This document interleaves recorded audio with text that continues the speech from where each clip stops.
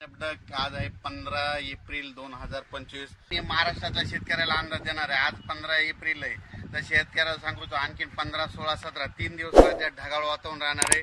म्हणून हा अंदाज लक्षात घ्यायचा. फक्त कुठेतरी अवकाळी पाऊस पडेल, पण सर्वदूर पडणार नाही. त्याच्यामुळे कांद्यावाल्यांना घाबरायची गरज नाही, बीटवाल्यांना घाबरायची गरज नाही. पण 18 तारखेपासून, आता 18 एप्रिल पासून ते 24 एप्रिल पर्यंत राज्यात उन्हाची तीव्रता वाढत जाणार आहे. 44-45 अंशापर्यंत अकोला, नागपूर कडला पारा जाणार आहे. मराठवाड्यात देखील बऱ्याच ठिकाणचा 42 पर्यंत जाणार आहे. म्हणून हा अंदाज लक्षात घ्यायचा.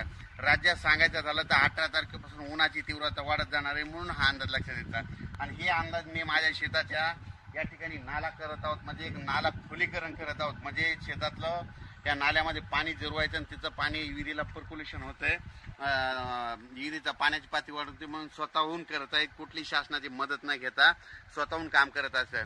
खरं तर शासनानं सगळ्या शेतकऱ्याला असं करून द्यायला पाहिजे, पण देत नाही. म्हणून सगळं स्वतः करत आहे. आणि या ठिकाणी मी शेतकऱ्याला अंदाज देखील दिला. धन्यवाद.